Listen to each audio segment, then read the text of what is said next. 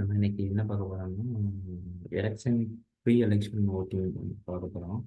அதில் 3 டேபிள் வச்சுருக்கோம். ஃபஸ்ட்டு என்ன டேபிள்னா 3 டேபிள் வச்சுருக்கோம். அந்த 3 டேபிள் காமிச்சிருந்தது. இது வந்து கேண்டிடேட் டேபிள், வார்டுன்னு வச்சுருக்கேன். 4 வார்டு வச்சுருக்கேன். இது வந்து வார்டில் வந்து ஐடி வந்து ப்ரைமரிக்காக வச்சுருக்கேன். வார்டு நேம் வச்சுருக்கேன். டோட்டல் ஓட்ஸ் வச்சுருக்கேன். ஒரு வார்டுலேயும் டோட்டல் ஓட்ஸ் எவ்வளோ இருக்குன்ட்டு.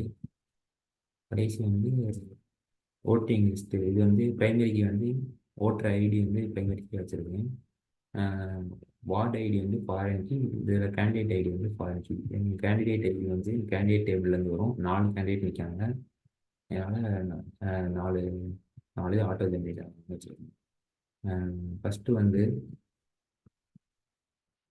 கவுண்ட்டு.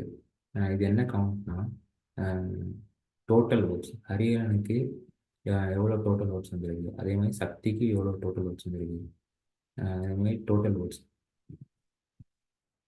இது வந்து யார் வின் பண்ணால் பார்த்துக்கணும். செகண்ட் வந்து இது வந்து ஒரு ஏரியா பேஸ் பண்ணி வச்சுருக்கேன். இப்போ கோடம்பாக்கம்னு வார்டு இருக்குது. அந்த வார்டில் வந்து 4 பேரும், இந்த 4 பார்ட்டியும் எவ்வளோ ஓட்ஸ் வாங்கிக்கிறாங்கன்னு பார்த்துக்கணும்.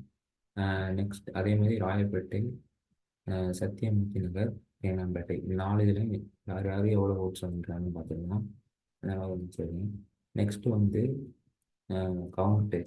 இதெல்லாம் கவுண்ட் பண்ணோம்னா கோடம்பாக்கத்தில் எவ்வளோ ஓட்ஸ் பதிவாகிருக்கு, டோட்டல் ஓட்ஸ் எவ்வளோ, எவ்வளோ பேர் மொத்தம் எவ்வளோ ஓட்டு போட்டிருக்காங்க, அந்த பெர்சன்டேஜ் எடுத்திருக்கேன். அதே மாதிரி ராயப்பேட்டிலையும் டோட்டல் ஓட்ஸ் எவ்வளோ, போலிங் ஓட்ஸ் எவ்வளோ பெற்றிருக்காங்க.